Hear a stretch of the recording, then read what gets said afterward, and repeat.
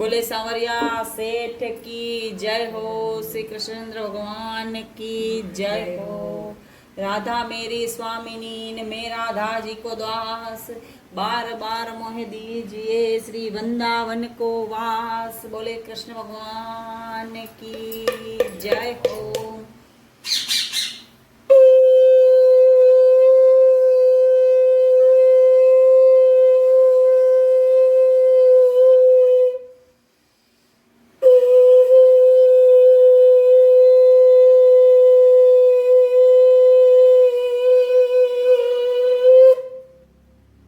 हरियाली अमावस की आप सभी को हार्दिक शुभकामनाएं।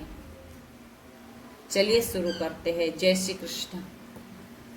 भगवान श्याम सुंदर आपको सदैव खुश रखे, इसी एक वंदना के साथ चलिए शुरू करते हैं।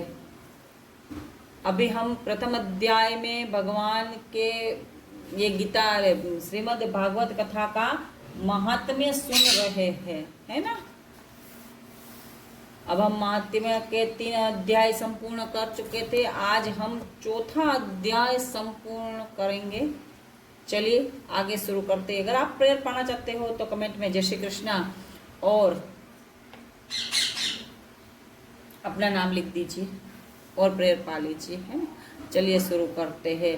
आत्मदेव ब्राह्मण सहित धुंधुकारी और धुंधली एवं गोकर्ण की कथा चौथा अध्याय में, है ना। सुत जी कहा, है सौनकादिक, अब सब वैष्णव और ऋषि मुनि सप्ताह परायण की कथा सुनकर ध्यान मग्न हो गए। उस समय पीताम्बर धारी करधनी मुकुट कुंडल तथा रत्न जड़ित आभूषणों से युक्त मस्तक पर केसर का तिलक लगाए हुए श्री मुरली मनोहर श्री त्रिभंगी छवि धारण कर उद्धव आदि सखाओं को संग ले उस ज्ञान यज्ञ में जाकर सबको अपने दर्शन देकर कृतार्थ किया। उस कथा अमृत को कानों द्वारा सुनकर भक्त जनों ने हृदय में जो श्यामल मूर्ति निवास कर रही थी वह सब साकार रूप धारण कर नेत्रों के आगे आ गई। तब उन श्री कृष्णचंद्र का दर्शन करके सभी लोग अपने को धन्य समझने लगे और सबने विधि पूर्वक प्रभु का पूजन करके उन्हें साष्टांग प्रणाम किया। उस आनंद को देखकर नारद जी ने सनत कुमार जी से कहा, हे भगवान, आपने जो कथा कही उसे जिसने सुनी उसी ने मुक्ति पद पाया।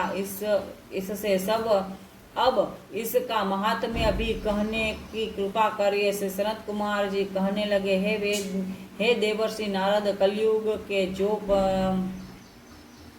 महापापी मनुष्य है वे भी इस सप्ताह यज्ञ के सुनने से पवित्र होकर मुक्ति पद को पाएंगे। इस संबंध में हम तुमको एक प्राचीन कथा सुनाते हैं, उसे सुनिए। दक्षिण देश के एक तुंडभद्रा नाम की नदी है। उसी नदी के किनारे एक गांव में आत्मदेव नामक एक ब्राह्मण तेजस्वी और बड़ा धर्मात्मा ब्राह्मण रहता था। उसकी पत्नी का नाम धुंधुली था। वह पति को बहुत दुख देती थी, किंतु वह ज्ञानी ब्राह्मण इसे ईश्वरीय इच्छा समझकर उसे कुछ नहीं कहता था। वृद्धावस्था तक जब उस ब्राह्मण के कोई पुत्र न हुआ तब उसने पुत्र की प्राप्ति के लिए व्रत तथा नियम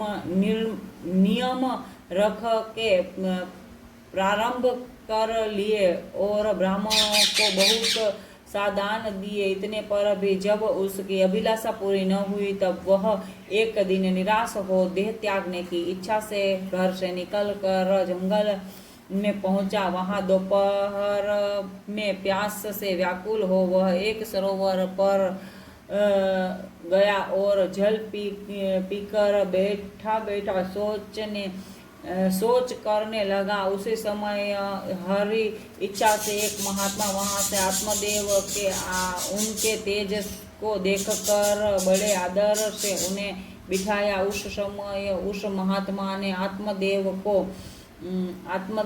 को शोकातुर देखकर पूछा, हे ब्राह्मण, तुम इतने चिंतित क्यों हो रहे हो?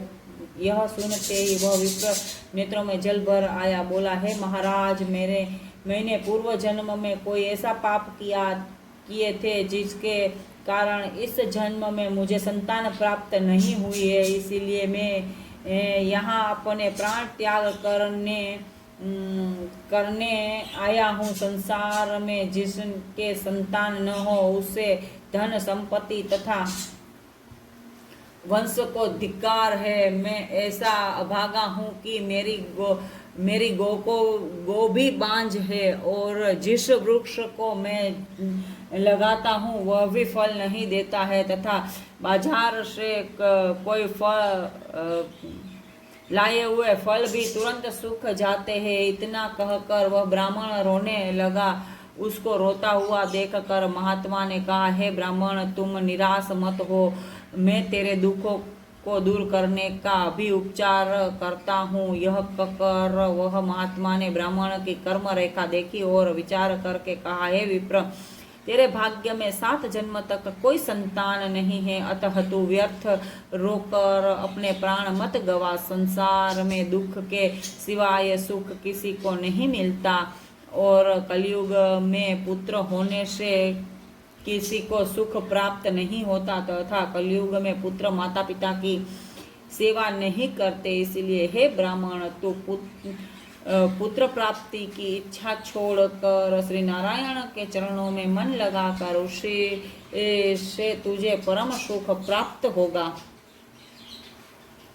महात्मा के ऐसे वचन सुनकर विप्र ने कहा, हे महाराज, इस समय तो मुझे पुत्र के सिवाय और कुछ भी नहीं चाहिए। आप कृपा कर मुझे एक पुत्र दीजिए, नहीं तो मैं अभी आपके सामने ही प्राण त्याग दूंगा।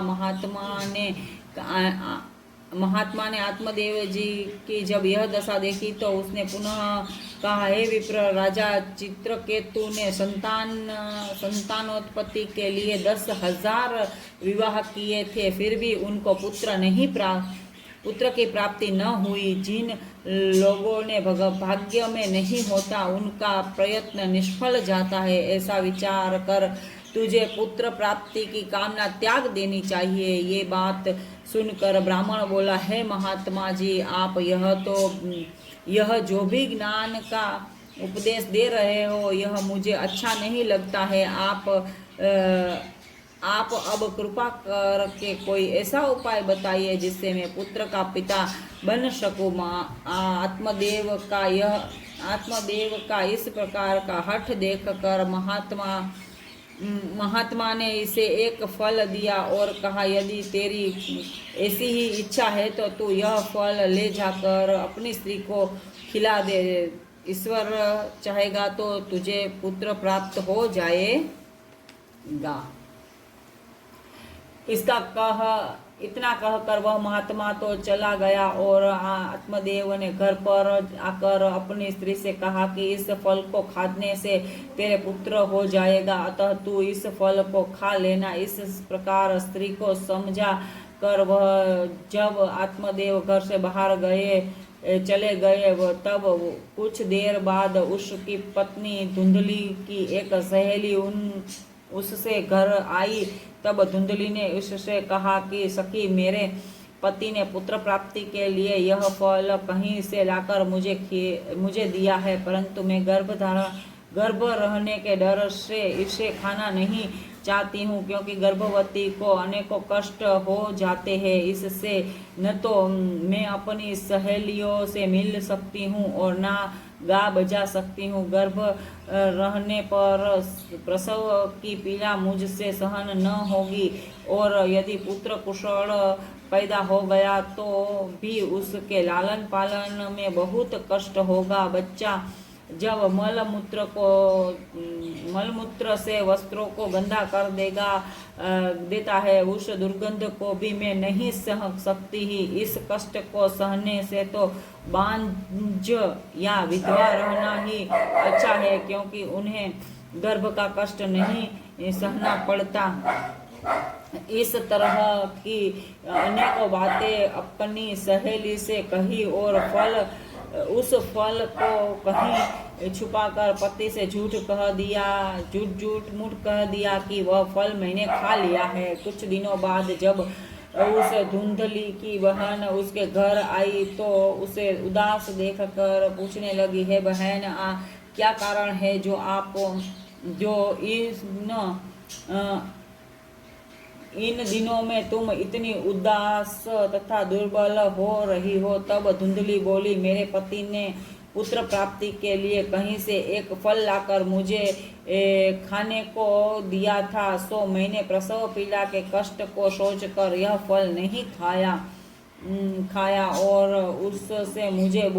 उससे झूठ बोल दिया कि मैंने इसे खा लिया है। अब मैं सोचती हूँ कि अपने पति को क्या उत्तर दूंगी, उसी सोच में डूबी रहती हूँ। धुंधली की बात सुनकर उसकी बहन बोली, हे बहन, तू कुछ फिक्र मत कर, मेरे 1 मास का गर्भ सो तू अपने पति से कह देना कि मैं गर्भवती हो गई हूँ। अब मेरे गर्भ में लड़का होगा तब मैं उस लड़के को तुझे दे दूंगी। इस प्रकार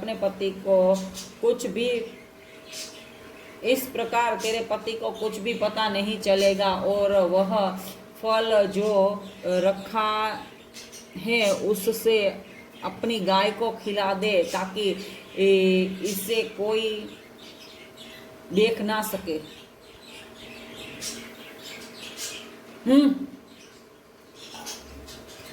अपनी बहन की यह बात सुनकर झाल के खड़ो रहे, यहाँ पर मोबाइल पकड़ के खड़ो रहे, उजी तो ना आ रही हो।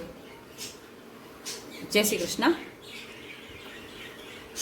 इससे अपनी बहन को पति से छिपाकर अपने घर में रख लिया। जब उसकी बहन ने पुत्र हुआ तो धुंधली ने पति से कह दिया कि मेरे पुत्र हुआ है। आत्मदेव यह सुनकर बहुत प्रसन्न हुआ और ब्राह्मणों तथा याचकों को बहुत सा दान दिया। इधर दूसरे ही दिन धुंधली के पति से कहा, मेरे दूध नहीं उतरता है। मेरी बहन के आज से 6 माह पहले एक बालक हुआ था, वह पैदा होते ही मर गया था, परंतु उनके स्तनों में बहुत दूध है, इससे वह यहाँ रहकर मेरे लड़के को अपना दूध पिलाती रहे तो अच्छा है। आत्मदेव ने स्त्री को स्वीकृति दे दी। तब धुंधली की बहन वहाँ प्रगट में रहकर उस बालक को दूध पिलाकर उसका लालन पालन करने लगी। ब्राह्मण ने अपने पुत्र का नाम धुंधुकारी रखा। उधर उस फल के खाने से गौ भी गर्भवती हो गई और उस गौ ने भी एक मनुष्य रूपी बालक को जन्म दिया। उस बालक के दोनों कान गौ की तरह थे और शेष सब शरीर मनुष्य जैसा था। इसे देखकर आत्मदेव को बड़ी प्रसन्नता हुई और उसका नाम गोकर्ण रखकर अपने पुत्र के समान पालन कर बड़े लाड से पालने लगा। जब दोनों बालक बड़े हुए तब गोकर्ण तो पढ़ लिख कर बहुत विद्वान और धर्मचारी हुआ, परंतु धुंधुकारी महामूर्ख, अधर्मी तथा नीच निकला। वह जुआ खेलने, चोरी करने और अन्य बुरे कर्म करके लगा। वेश्यागमन में जब उसके घर का सब धन समाप्त कर दिया तब एक दिन वह अपने पिता को पीटकर घर के सब कपड़े तथा बर्तन ले गया और उन्हें बेचकर सारा धन वेश्या को दे दिया। अपने पुत्र कि यह दशा देखकर ब्राह्मण दुखी होकर रोने लगा। उस समय आत्मदेव को दुखी देखकर गोकर्ण बोले, हे पिता, संसार में दुख के अतिरिक्त सुख किसी को भी नहीं मिलता, आप चिंता त्याग दीजिए। क्योंकि इस जगत में राजा, प्रजा, धनी, निर्धन जितने भी मनुष्य है उन सब को कोई न कोई दुख लगा हुआ है। सुख को लेकर उसी मनुष्य को मिलता है, सुख केवल उसी मनुष्य को मिलता है जिनके माया मोह से मन हटाकर प्रभु के चरणों में मन लगाया है। अतः